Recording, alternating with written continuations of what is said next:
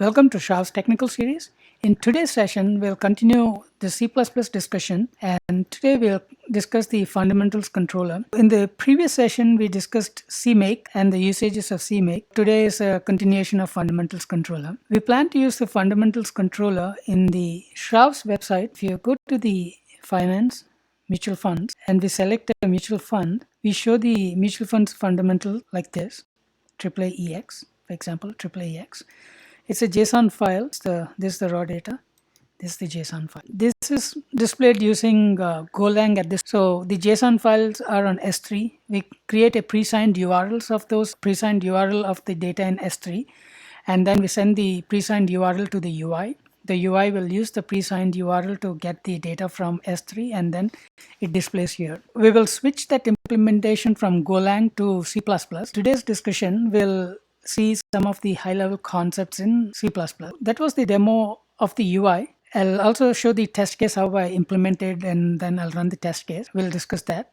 Then I'll discuss the fundamentals controller setup. In that setup, we'll discuss the Redis service. The Golang implementation, we use MongoDB as the cache, but that is slow. So instead of MongoDB, we'll use Redis as a cache. So once we get the pre-signed URLs from S3, we'll save them to Redis. And the next time when we need the same pre-signed URL, instead of regenerating, we'll do a lookup in S3. If it is already present, we'll send it from Redis, or else we regenerate from AWS S3. This way we can avoid repeated calls to AWS S3 and avoid the API costs. Also, I'll discuss the AWS S3 client, and this time I'll only show how to generate the pre-signed URLs, and then I'll show the logic how I use Redis to cache the pre-signed URL. Before I go to the code base, I'll do a quick demo. Now, instead of running the whole application, we have implemented the test cases, so we can run the unit tests using Google tests. I'll run the fundamentals controllers test, and that test case passes. So it's running, test case is running. So the test case passed. The fundamentals controller, we already have a pre-signed URLs, which is the expected. We are requesting the pre-signed URL for this URL.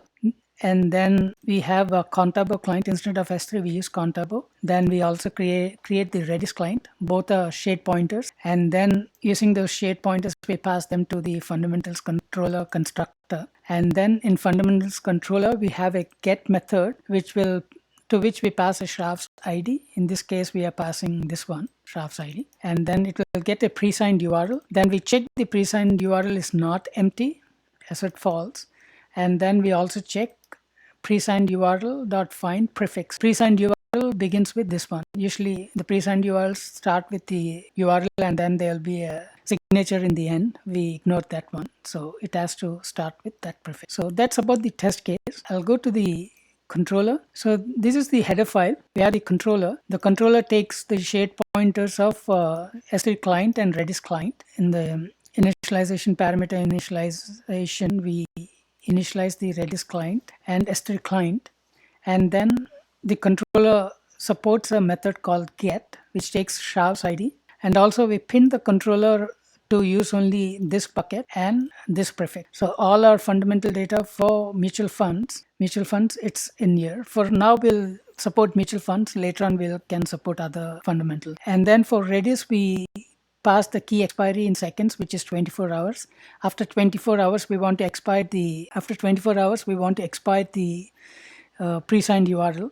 So the key will be deleted in Redis. Then when the client makes another call, we'll regenerate the pre-signed URL and save it to Redis. Those are that's the class definition. We'll go to the implementation now. So I'm in fundamentals controller, CPP. We set a prefix and location. This can be ignored. So when we get a get call, right, fundamental controller get, we haven't plugged this into the router yet. So for now, we just have a controller which has a get. When we have a get, we first check in Redis if there's a pre-signed URL. We go to the Redis client in a bit. If it is not there, then we do S3 client, generate pre-signed URL, go to definition. So we have the S3 client defined here. And S3 client provides a method called generate pre-signed URL. So it's straightforward implementation. To the generate pre-signed URL, we have to give the bucket name, key, and which methods are allowed. In this case, we want to only allow get method on the URL. so that way the client from the browser cannot update the object. So we just allowed that. So once the pre-signed URL is generated, we save that to, we get the pre-signed URL.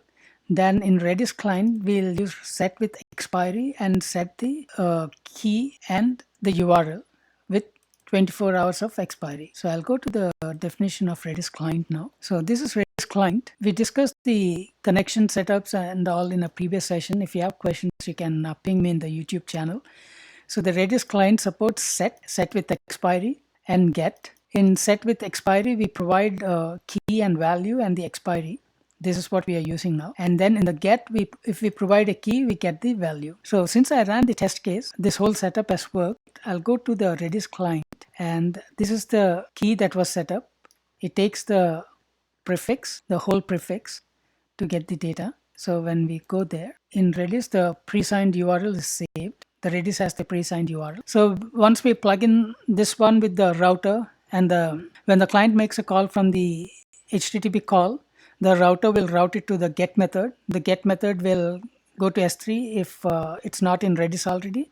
If it is there, it will pull from Redis, or else it will do a query to S3 and get it from S3, a pre-signed URL, and then send it to the client. In this demo, I showed that it is already in the Redis. Since I ran the test case, and since the test case is an integration test, it saved the pre-signed URL to Redis. Switch back to the documentation, showed the fundamentals controller setup, Redis Service, and then this one, and use Redis to cache the pre-signed URL. In the next session, we will use the data provider and make a call to the data provider if the data is not in S3. So it's going to be 3-level cache lookup. We'll first look up S3 Redis. If the pre-signed URL is there, we send it to the client browser. If not, we'll generate a pre-signed URL. Before that, we check S3 if the key is there. If not, if the key is not there in S3, we'll do a data provider HTTP call, get the fundamentals data from the data provider, save it to S3, generate a pre-signed URL, get the pre-signed URL, save it to Redis, and then we push the pre-signed URL to the client. So that way, instead of doing the MongoDB call today like we are doing here, we'll use Redis cache to do a quick lookup. With that, I'll close the session again. Now, if you have any questions or comments, please reach me out in the YouTube channel or in the discussion tab here. Thank you for